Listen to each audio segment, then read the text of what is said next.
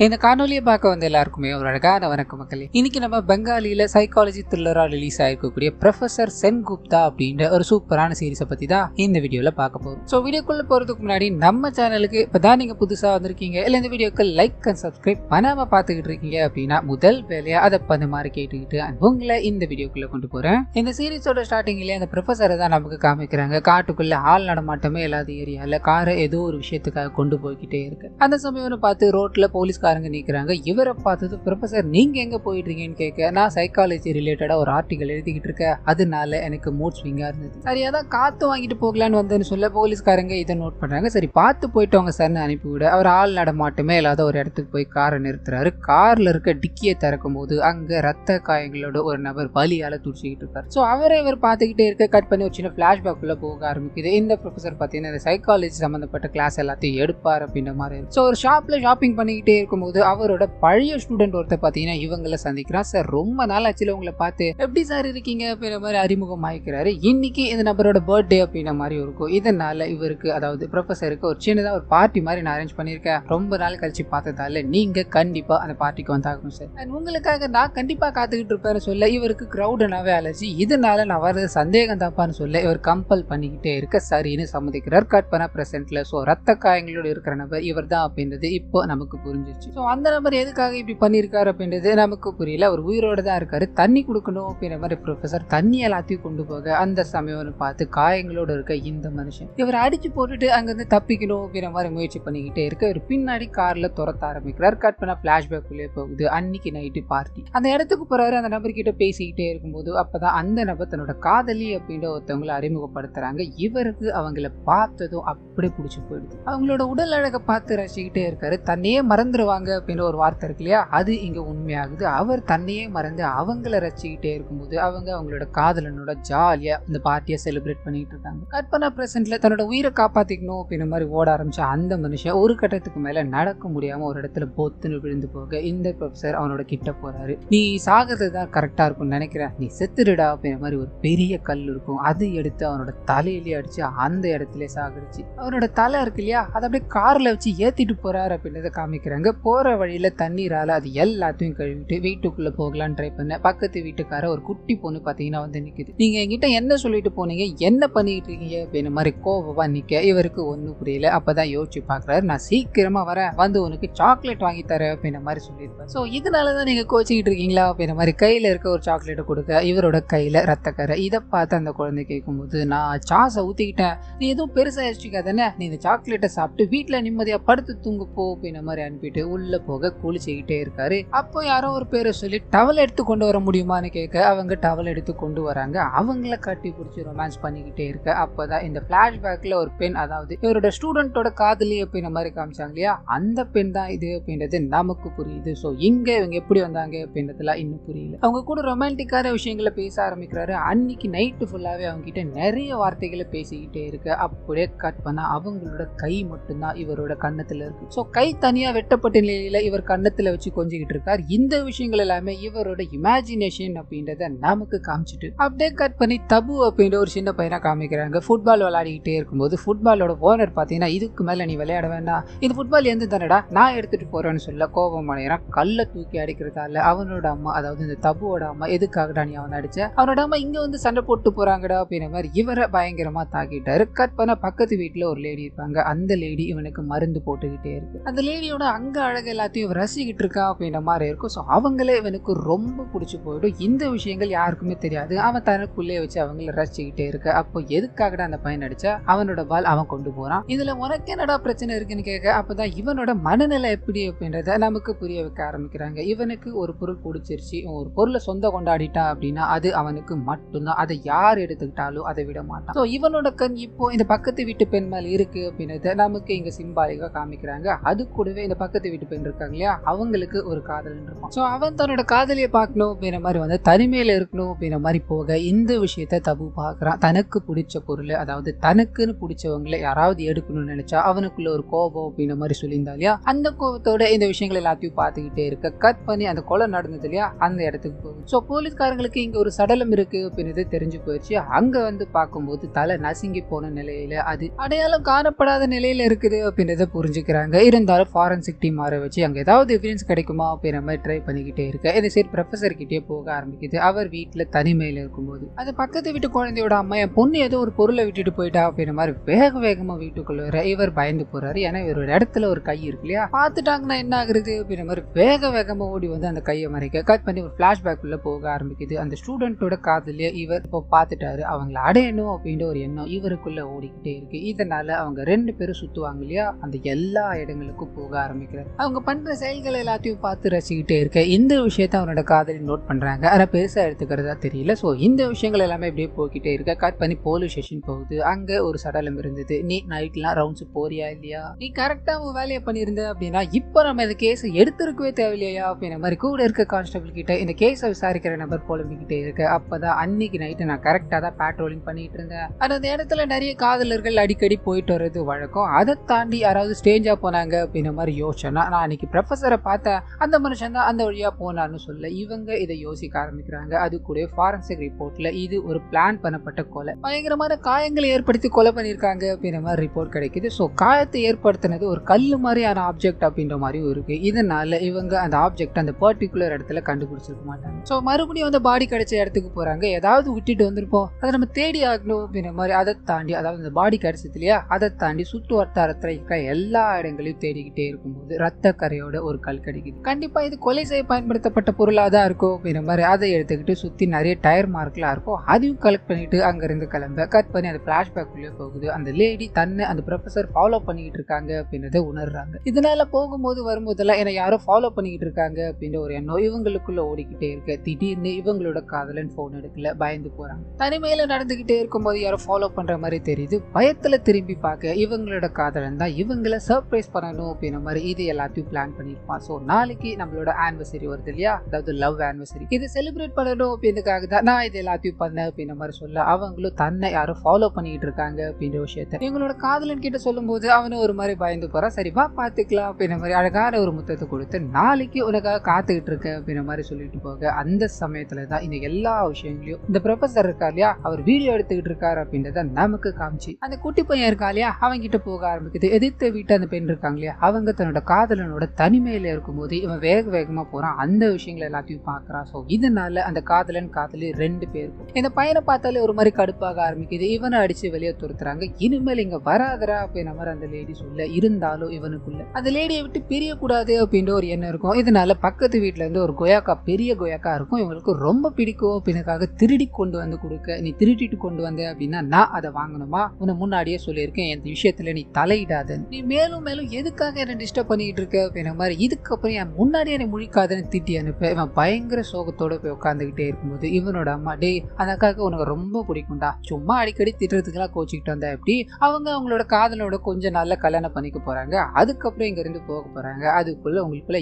எதுக்குடா இந்த சண்டை அப்படின்ற மாதிரி கேஷுவலா சொல்லிட்டு போக இந்த விஷயம் அப்படியே இவனுக்குள்ள ஓட ஆரம்பிக்குது. அவங்க தன்னை விட்டு பிரிய போறாங்க அப்படின்ற எண்ணம் இவனுக்கு ஒரு கோபமா மாற ஆரம்பிக்குது அப்படின்றத நமக்கு காமிச்சிட்டு அப்படியே கட் பண்ணி போலீஸ் ஆபீசர் கிட்ட போகுது. இறந்து போனது யார் அப்படின்றத கண்டுபிடிச்சிட்டாங்க. ஸோ அவனோட வீட்டுக்கு போய் விசாரிக்கலான்னு போக அவனுக்கு அப்பா அம்மா யாருமே கிடையாது அப்படின்ற மாதிரி இருக்கும். அவனுக்கு இருக்கிறது ஒரே ஒரு காதலி தான். ஸோ இந்த விஷயங்களை எல்லாத்தையும் கேதர் பண்ணிட்டு அதை காதலியை தேடி போகணும்னு கிளம்ப கட் பண்ணி இந்த சைட் ப்ரொஃபசர் அந்த வீடியோ எடுத்தார் இல்லையா, அந்த வீடியோ உட்காந்து மணிக்கணக்கா பார்த்துக்கிட்டே இருக்காரு. அது கூட வெட்டப்பட்ட அந்த கை இருக்கே ஒரு புத்தகத்துல வச்சிருப்பாரு, அந்த கையும் பார்த்து ரசிக்கிட்டு இருக்காரு அப்படின்றத நமக்கு காமிச்சிட்டு இங்க இருந்து அந்த என்ன நடந்தது அப்படின்னு பிளாஷ்பேக் உள்ள போக ஆரம்பிக்குது. ஆனிவர்சரிக்கு இவங்க பிளான் பண்ணாங்க இல்லையா, ஒரு பெரிய நகை கடைக்கு போறாங்க. அங்க இருக்க ரிங் எல்லாத்தையும் பார்த்துக்கிட்டே இருக்கும்போது இந்த லேடிக்கு அழகான ஒரு ரிங் பிடிச்சி போகுது. அதோட விலை எவ்வளவுன்னு கேட்க 80,000 சொல்றாங்க. ஸோ காதலன் கிட்ட அவ்வளவு அமௌண்ட் இல்லாததால நான் கூடிய சீக்கிரத்துல இதை கொடுத்துருவேன், யாருக்கும் விற்காதீங்க சார், கண்டிப்பா இதை நான் வந்து வாங்கிக்கிறேன் அப்படின்ற மாதிரி சொல்லிட்டு போக இவங்கள ஃபாலோ பண்றது அந்த ப்ரொஃபசர் வாடிக்கையா வச்சிருக்கா இல்லையா, விஷயத்த கவனிக்கிறாரு. இப்போ சொல்லிட்டு போனானே அவன் என்னோட தம்பி மாதிரி தான், அவனுக்காக நான் இதை சர்ப்ரைஸ் கொடுக்கணும் அப்படின்ற மாதிரி நினைக்கிறேன். ஸோ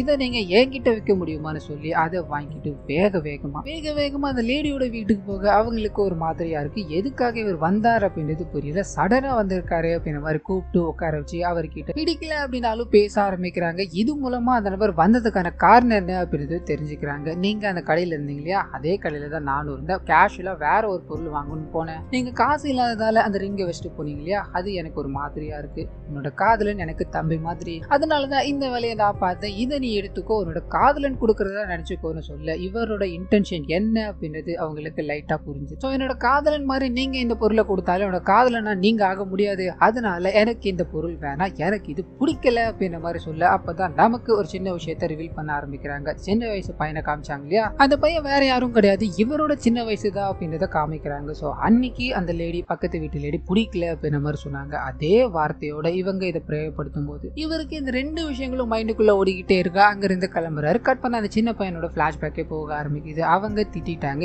இருந்தாலும் அதாவது பக்கத்து வீட்டுக்காரங்க தன்னோட காதலனோட சந்தோஷமா இருக்காங்க அப்படின்ற விஷயம் அது இவருக்கு ஒரு மாதிரி உறுத்தலா இருக்கு. இதனால அந்த நபரோட பிரேக் ஒயரை பிடுங்கி விடுறான் அப்படின்றத காமிச்சிட்டு கட் பண்ணி இந்த பிரசன்ட்ல இருக்க ப்ரொஃபசர் இருக்கா இல்லையா, அவர் எப்படியெல்லாம் இதை பண்ணாருன்னு இருக்கே அதுக்குள்ள போக ஆரம்பிக்குது. அந்த லேடியை கடத்தி கொண்டு வந்து வச்சுட்டாரு. அந்த லேடி தன்னோட காதலோட பேரை சொல்லி கத்திக்கிட்டே இருக்க இவருக்கு கோபம் அடையுது. உன்னோட காதலன் இனிமே இல்ல, அவன் இறந்து போயிட்டான், நீயும் நானும் மட்டும்தான் என்ன காதலிக்கிற அப்படின்னு ஒரு வார்த்தை சொல்லு, உன்னை நான் எதுவுமே பண்ணாம பாத்துக்கிற அப்படின்ற மாதிரி அவங்க கிட்ட பேச ட்ரை பண்ணிக்கிட்டே இருக்க அவங்க கத்திக்கிட்டே இருக்காங்க. தன்னோட காதலனோட பேரை சொல்லி கத்தி என்னை காப்பாத்தி கொண்டு போயிட்டு இங்க இருக்கிறவன எனக்கு சுத்தமா பிடிக்கல அப்படின்ற மாதிரி கத்திக்கிட்டே இருக்க இது இவருக்கு ஒரு மாதிரி எரிச்சலை உண்டாக்குது. என்னையா அவனுக்கு பிடிக்கல, ஓ உனக்கு உன் காதலன் தான் வேணுமா அப்படின்ற மாதிரி கோபத்துல ஒரு கத்தி இருக்கும். அது எடுத்து இவங்களோட கையை துண்டா வெட்டி எடுக்கிறாரு அப்படின்றத காமிக்கிறாங்க. ஸோ அந்த கையோட தான் ரொமான்ஸ் பண்ணிக்கிட்டு இருக்காரு எல்லாம் காமிச்சிருப்பாங்க இல்லையா, அது கனெக்ட் ஆக ஆரம்பிக்குது. கட் பண்ண சின்ன வயசுல காமிக்கிறாங்க. அந்த பையன் ஒயரை கட் பண்ணி விட்டதால ஆக்சிடென்ட் ஆயிடுச்சு. அந்த லேடி ஓடி வந்து என்னோட காதலனுக்கு ஆக்சிடென்ட் ஆயிடுச்சு, எனக்கு என்ன பண்ணுன்னு தெரியல அப்படின்ற மாதிரி தபுவோட அம்மா கிட்ட போலம்ப இவங்க தபு அனுப்பி வைக்கிறாங்கன்னு இருக்கும். அவன் தான் இந்த வேலையை பண்ணா இல்லையா, இதனால எந்த விதமான எமோஷனும் காட்டாம நடக்கிறது எல்லாமே நமக்கு நல்லதா நடக்குது அப்படின்ற மாதிரி சந்தோஷமா வந்துகிட்டே இருக்கும்போது அப்படியே ஆப்போசிட் எமோஷன்ல அவங்கள காமிக்கிறாங்க. தன்னோட காதலன் ரொம்ப கிரிட்டிக்கலா இருக்கும், என்ன பண்ண போறோமோ அப்படின்ற மாதிரி அழுதுகிட்டே இருக்க அவங்களுக்கு தன்னோட காதலன் இறந்து போயிட்டா அப்படின்ற தகவல் கிடைக்குது. இதனால தேம்பி தேம்பி அழுதுகிட்டே இருக்க தபு இவங்களை வந்து பாக்குறான். சோ இவங்க தன்னோட காதலன் இறந்து போயிட்டா அப்படின்ற விஷயத்த சொல்லி இவனை கட்டி பிடிச்சி அழுதுகிட்டே இருக்கும்போது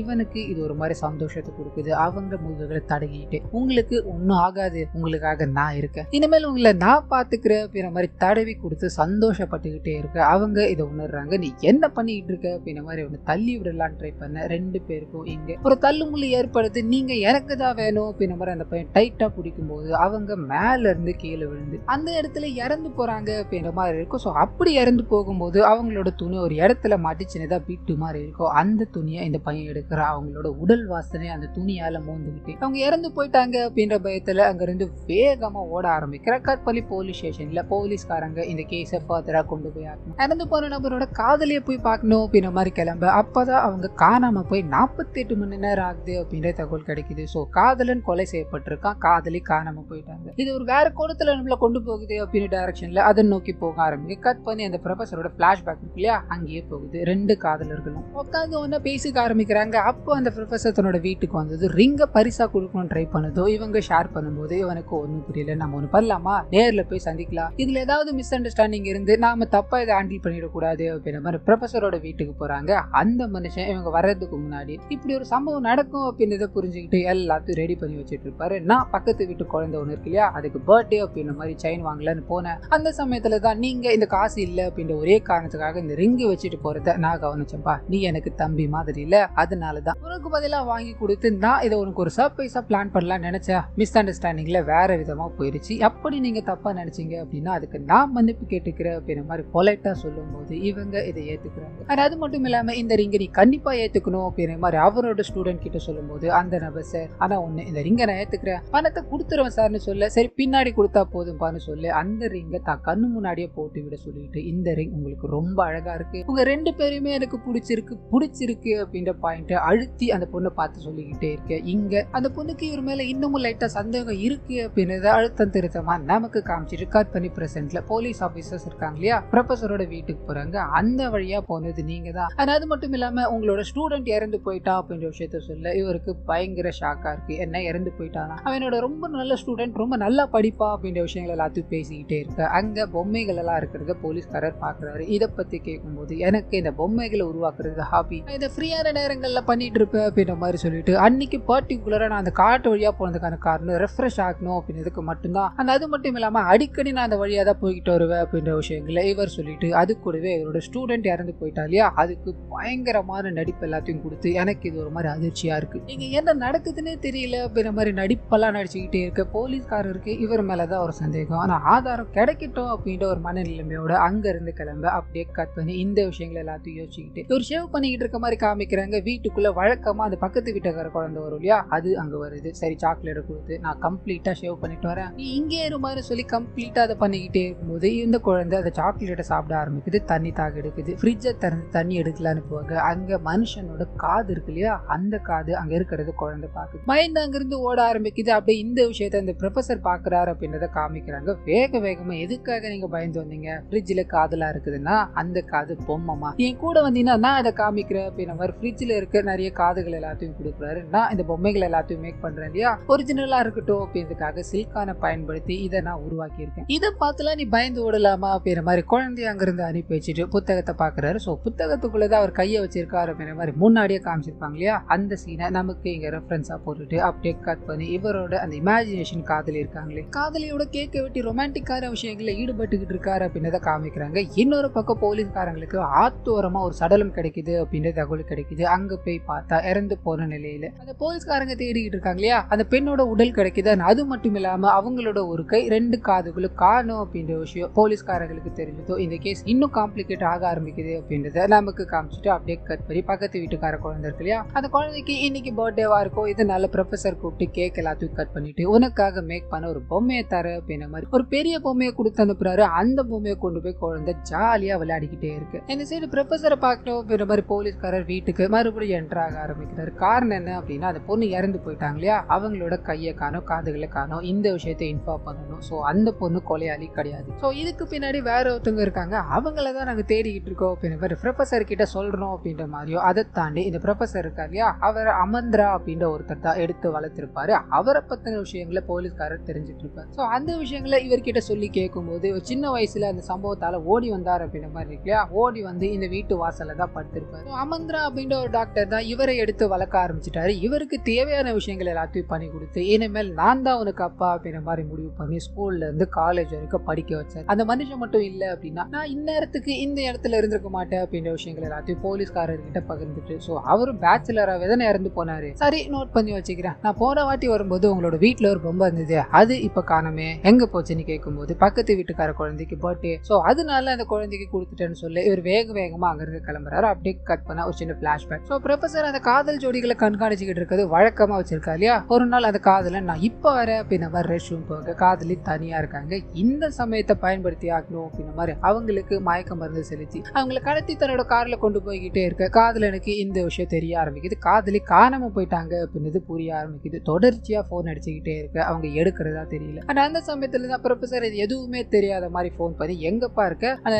பக்கத்து வீட்டு குழந்தைக்கு பர்த்டேன்னு சொல்லியிருந்தல, நீங்க வர முடியுமாப்பான்னு கேட்க இவர் நடந்த விஷயங்கள் எல்லாத்தையும் சொல்ல ஆரம்பிக்கிறார். தன்னோட காதலி காணாம போயிட்டாங்க அப்படின்ற விஷயத்தால இவர் அப்செட்டா இருக்காரு அப்படின்ற விஷயத்தையும் பகிர்ந்துக்க வேக வேகமா இவர் அவருக்கு உதவி பண்ணணும் அப்படின்ற மாதிரி போக ஆரம்பிக்கிறார். கற்பனை பிரசன்ட்ல பக்கத்து வீட்டுக்கார குழந்தைக்கு பர்த்டே அப்படின்ற மாதிரி சொல்லியிருந்தார் இல்லையா, இதனால போலீஸ்காரர் அந்த குழந்தைகிட்ட போய் அந்த பொம்மையை நான் பார்க்க முடியுமா அப்படின்ற மாதிரி ஃபுல்லா செக் பண்ணி பார்த்துக்கிட்டே இருக்கும்போது காது ஒரிஜினல் காது மாதிரியே இருக்கு. கடைசியா போலீஸ்காரங்களுக்கு கிடைச்ச பிறத்துல காதும் இல்ல கையும் இல்ல அப்படின்ற மாதிரி இருக்கு இல்லையா, அந்த விஷயம் இவருக்கு கனெக்ட் ஆக ஆரம்பிக்குது. இது ஒரு எவிடன்ஸா நம்ம கருதிக்கலாம், அந்த ஆளுக்கு எதிராக எந்த எவிடன்ஸும் இல்லாததால நாம இதை பயன்படுத்திக்கலாம் அப்படின்ற மாதிரி குழந்தை கிட்ட இருந்து அது பொம்மையை பிடுங்கி பொம்மையில இருக்க காதை கிழிச்சு அங்க இருந்து கொண்டு போக குழந்தை பயங்கரமா அழ ஆரம்பிக்குது. கட் பண்ணா இந்த போலீஸ்காரர் கூட கான்ஸ்டபிள் இருப்பா இல்லையா, அவர் ப்ரொஃபஸரோட அந்த சின்ன வயசு பருவத்தை விசாரிக்கணும் அப்படின்ற மாதிரி போக சின்ன வயசுல பக்கத்து வீட்டுக்காரங்களோட அவர் ரொம்ப நெருக்கமா இருந்தாரு. பக்கத்து வீட்டுக்காரங்க தற்கொலை பண்ணிட்டு இறந்து போயிட்டாங்க, அவங்களோட காதலன் இறந்து போனதால இந்த முடிவு எடுத்தாங்க. அன்னைக்கு அந்த ஊரை விட்டு ஓடி போனவங்க தான் சார். அதுக்கப்புறம் தான் இங்க வந்து லேண்ட் ஆயிருக்கா அப்படின்ற விஷயங்கள் எல்லாத்தையும் சொல்ல, சின்ன வயசுல ஒரு 4 பேர், இப்போ ஒரு 4 பேர், அங்கேயும் 2 கொலைகள் ஏற்பட்டிருக்கு, இங்கேயும் 2 கொலைகள் ஏற்பட்டிருக்கு, ரெண்டுத்துக்கும் ப்ரொஃபசர் கனெக்ட் ஆகுறானே அப்படின்ற மாதிரி சர்ச் வாரண்ட்டை வாங்கிட்டு வேக வேகமா வீட்டுக்கு போய் அங்க இருக்க எல்லா பொருட்களையும் சர்ச் பண்ணி பார்த்துக்கிட்டே இருக்கு. சின்ன வயசுல அந்த பக்கத்து வீட்டுக்காரங்களோட எடுத்த போட்டோ இவருக்கு கிடைக்க ஆரம்பிக்குது. அதை காமிச்சு ப்ரொஃபசர் கிட்ட கேட்கும்போது அவர் சின்னதா நினைச்சு பாக்குறாரு, அந்த லேடி இவரை நெருங்குற மாதிரியும் இவர் கூட தனிமையில இருக்க மாதிரி யோசிச்சுக்கிட்டே இருக்க. பட்டுன்னு பிரசன்ட்ல இந்த போலீஸ்காரங்க கேட்டுக்கிட்டே இருக்கிறதால சின்ன வயசுல அவங்களுக்கு என்ன ரொம்ப பிடிக்கும், அதே மாதிரி தான் எனக்கும் அவங்கள ரொம்ப பிடிக்கும், அப்போ எடுத்த போட்டோ தான் இது, ஆனா அவங்க அவங்களோட காதலன் போயிட்டா அப்படின்ற மாதிரி தற்கொலை பண்ணிக்கிட்டாங்க, இதுக்கு மேல அந்த ஊர்ல எனக்கு என்ன இருக்க போகுது அப்படின்ற பயத்துல ஓடி வந்துட்டேன்னு சொல்ல, இவர் அம்மா இருக்காங்களே, அம்மா விட்டுட்டு எதுக்கு ஓடி வந்தீங்கன்னு சொல்ல, அம்மா சின்ன வயசுல இருந்தே அடிச்சுக்கிட்டே இருந்தாங்க சார், அதனால தான் நான் அந்த முடிவு எடுத்தேன்னு சொல்ல, போலீஸ்காரர் அப்படி இப்படின்னு தலையாடிக்கிட்டு வீடு ஃபுல்லா செக் பண்ணி பாக்குறாரு, ஒன்னும் கிடைக்கல. இருந்தாலும் உங்களை நான் ஸ்டேஷனுக்கு கூட்டு போய் விசாரிக்கணும், ஒரு சில கேள்விகளை கேட்கணும் அப்படின்ற மாதிரி ஸ்டேஷனுக்கு கூட்டு போய் உட்கார வச்சு இவங்க எதிரும் புதிருமா பேசிக்க ஆரம்பிக்கிறாங்க. போலீஸ்காரருக்கு இவர் தான் கண்டிப்பா அந்த 2 கொலையை பண்ணிருக்காரு அப்படின்றது தெரிஞ்சு போய், ஆனா கரெக்டான எவிடன்ஸ் இல்லாததால அதை நோக்கி சுத்திக்கிட்டே இருக்காரு, அந்த காதை கொண்டு அமிச்சாங்க இல்லையா, அந்த ரிப்போர்ட் வரட்டும், அதுக்கப்புறம் நம்ம பாத்துக்கலாம் அப்படின்ற மாதிரி சிம்பாலிக்கா இந்த விஷயங்கள் எல்லாத்தையும் ப்ரொஃபசர் கிட்ட கன்வே பண்ண அவர் ஒரு சைக்காலஜி டீச்சர் தான் இல்லையா, இவரோட மனநிலைமை என்ன அப்படின்றது அவர் புரிஞ்சுக்கிட்டாரு. உனக்கு சின்ன வயசுல டிராஜடியான விஷயங்கள்லாம் நடந்திருக்குல்ல, அவரோட முகத்தை பார்த்தாலே எனக்கு அந்த விஷயங்கள் எல்லாமே கரெக்டா பற்றும், இது கரெக்ட் தானேன்னு கேட்கும்போது போலீஸ் ஆபீசர் சிரிக்கிறாரு. எது எப்படியோ நீ சொல்றது எல்லாமே உண்மைதான், ஆனா நான் இப்ப போலீஸ் ஆயிட்டேன், நீ ப்ரொஃபசர் ஆயிட்ட, கொஞ்ச நேரத்துல அக்யூஸ்ட் ஆக போற அப்படின்னு நிலையோட உட்காந்துக்கிட்டே இருக்கும் போது ரிப்போர்ட் வருது. அண்ட் டிஎஸ்பி இவரை வேக வேகமா கூப்பிடுறாருன்னு இருக்கும். அங்க போயிட்டு ரிட்டர்ன் வந்து இந்த கேஸுக்கும் உங்களுக்கு எந்த சம்பந்தமும் இல்லை, நீங்க இங்க இருந்து கிளம்பலான்னு சொல்ல ப்ரொஃபசர் சிரிச்சுக்கிட்ட இந்த கேஸ்ல உங்களால எதுவுமே பண்ண முடியாதுன்னு ஒரு தோரணையோட அங்க இருந்து கிளம்ப ஒரு சின்ன பிளாஷ்பேக் வந்து போக ஆரம்பிக்குது. ஸோ அவனோட காதலி, அதாவது இவரோட ஸ்டூடெண்டோட காதலியை கடத்தி ஒரு இடத்துல வச்சுட்டாரு. ஸ்டூடெண்ட்டுக்கு உதவி பண்ணணும் அப்படின்ற மாதிரி போனா இல்லையா, அந்த மனுஷனையும் அடிச்சு எங்களோட கார்ல போட்டுக்கிட்டு கிளம்புனாருன்னு இருக்கும். ஸோ ஸ்டார்டிங் சீன்ல காமிச்சாங்க இல்லையா, அது இதுல இருந்து தான் கனெக்ட் ஆகுது அப்படின்றத நமக்கு காமிச்சிட்டு பிரசன்ட்ல அந்த டிஎஸ்பி கூப்பிட்டு வச்சு, யோ நீ காது அப்படின்ற மாதிரி கொடுத்த இல்லையா, அது சிலிக்கான் பொம்மையா, உனக்கு அறிவு இருக்கா இல்லையா, அவ்வளவு பெரிய மனுஷனை உள்ள கூப்பிட்டு உட்கார வச்சிருக்கேன், முதல் வேலையா எவிடன்ஸ் இல்ல அப்படின்ற காரணத்தினால உன் சந்தேகத்தின் பேர்ல எல்லாம் ஒன்றும் பண்ண முடியாது அப்படின்ற மாதிரி சொல்லி அவரை ரிலீஸ் பண்ணியா அப்படின்ற மாதிரி இந்த கேஸுக்குள்ள இன்வால்வ்டா இருந்தா இல்லையா, அந்த போலீஸ்காரர்கிட்ட சொல்லி அமைச்சிருப்பார். ஸோ அதனால இங்க இந்த ப்ரொஃபசர் வெளியே வந்துட்டார். முதல் வேலையா பக்கத்து வீட்டுக்கார குழந்தைகிட்ட போறாரு. போலீஸ்காரங்க என்ன கூட்டு போனதால நீ தப்பா நினைச்சிடாத, அவ ரொம்ப மோசமானவமா, நான் எந்த தப்புமே பண்ணல, அதனால வெளியே வந்துட்டேன் அப்படின்ற மாதிரி வீட்டுக்குள்ள போக அந்த குழந்தையோட பொம்மை இருக்கு இல்லையா, காதை பிச்சுட்டு போயிட்டான் போலீஸ்காரன். இதனால காதை ஒட்டணும் அப்படின்ற மாதிரி பொம்மை எல்லாத்தையும் வாங்கி அதை சரி பண்ணணும் அப்படின்ற மாதிரி ஓபன் பண்ண அப்பதான் நமக்கு ஒரு விஷயத்த காமிக்கிறாங்க. அந்த பொம்மைக்குள்ள நிறைய பஞ்சு இருக்கும் இல்லையா, அந்த பஞ்சுக்குள்ளதான் அந்த பெண்ணோட காது கை அப்படின்ற எல்லாத்தையும் அந்த மனுஷன் வச்சிருப்பாரு. ஸோ அழுகி போகக்கூடாது அப்படின்றதுக்காக நிறைய கெமிக்கல்ஸ் எல்லாத்தையும் பயன்படுத்தி இருப்பார். ஸோ இது அந்த குழந்தையோட வீட்டுக்கு போனதாலதான் வீட்டை ஃபுல்லா சர்ச் பண்ணி பார்க்கும்போது போலீஸ்காரங்களுக்கு எந்த எவிடன்ஸுமே கிடைச்சிருக்காது. இப்போ அவருக்கு விருப்பப்பட்ட அந்த காதுகள் கை கிடைச்சிருச்சு. அதை வச்சு இவர் ரொம்ப சந்தோஷமா அந்த பெண்ணோட இருக்க மாதிரி ஃபீல் பண்ணிக்கிட்டே இருக்கு. முதலா சின்ன வயசுல ஒருத்தவங்களை தள்ளி விட்டும் போது சின்னதா துணி கொண்டு வந்திருப்பா இல்லையா, அந்த துணி இவர்கிட்ட இன்னமும் இருக்கு அப்படின்றத காமிச்சு இதுக்கு அடுத்த நாள் ஒரு வேலை விஷயமா ஒரு ஆபீஸுக்கு போகும்போது அங்க காலேஜ் படிக்கிற ஒரு லேடி வேகமா ஓடிக்கிட்டே இருக்கும்போது இவரை லைட்டா இடிச்சிடுறாங்க. அதனால திரும்பி இவர்கிட்ட மன்னிப்பு கேட்க ஆரம்பிக்கிறாங்க. அந்த சமயம் பார்த்து சின்ன வயசுல அண்ட் கொஞ்ச நாளைக்கு முன்னாடி ஒரு பெண் பார்த்ததோ இவருக்கு ஏற்பட்ட உணர்வு இருக்கு இல்லையா, அதே உணர்வு இவங்க மேல ஏற்பட ஆரம்பிக்குது. ஸோ அடுத்ததா தனக்கு பிடிச்சவங்க இவங்க தான் அப்படின்ற மாதிரி ஃபிக்ஸ் பண்ணிக்கிட்டு அவங்கள ஃபாலோ பண்ண ஆரம்பிக்க அவங்களுக்கு ஒரு கால் வருது. இவங்களோட அம்மா ஊர்ல இருந்து வராங்க அப்படின்ற மாதிரி பேசிட்டு வேகமா பஸ் ஸ்டாண்ட் போக இவர் பின்னாடி ஒளிஞ்சுக்கிட்டே போறாரு இல்லையா, அப்ப இவருக்கு ஒரு பயங்கரமான அதிர்ச்சி காத்துக்கிட்டு இருக்கு. அது என்னன்னா சின்ன வயசுல அந்த லேடியை தள்ளி விட்டு கொலை பண்ணாருன்னு இருக்கும் இல்லையா, அதே லேடி கால் ஒடிஞ்சு போன நிலையில நடக்க முடியாம நொண்டிக்கிட்டு இந்த பெண்ணை பார்க்கணும் அப்படின்ற மாதிரி வராங்க. ஸோ அம்மாவை கூப்பிட்டுறன்னு போனவங்களுக்கு இவங்க தான் அவங்க அம்மா அப்படின்ற மாதிரி இருக்கும். அதை சந்திச்சுக்கிட்டே இருக்க இதே சமயத்துல இந்த மனுஷனுக்கு பயங்கர அதிர்ச்சியா இருக்கு, அவங்க உயிரோட இருக்காங்க. ஸோ தன்னை பத்தின விஷயங்கள் எல்லாமே அவங்களுக்கு தெரியும் அப்படின்ற ஒரு அச்சத்தால அங்கிருந்து வேகமா ஓட ஆரம்பிக்க நிறுத்துறதாவே தெரியல. காடுகளை தாண்டி எங்கேயோ ஓடிக்கிட்டு இருக்காரு. அவர் எங்க போறாரு அப்படின்றத ரிவீல் பண்ணாம இந்த சீரீஸை இதோட முடிக்கிறாங்க. ஸோ சீசன் 2 இருந்தது அப்படின்னா அதை நம்ம எங்க அப்படின்ற மாதிரி புரிஞ்சுக்கலாம். இப்போ இந்த வீடியோவோட நிறைவு கட்டத்துக்கு நாம வந்துட்டோம். இந்த வீடியோ கண்டிப்பா உங்களுக்கு பிடிச்சிருக்கோம் அப்படின்ற மாதிரி நம்புறேன். இந்த வீடியோல ஏதாவது நிறை குறைகள் இருந்தது அப்படின்னா அதை மறந்துடாம கமெண்ட்ஸ்ல பதிவிட்டுருங்க.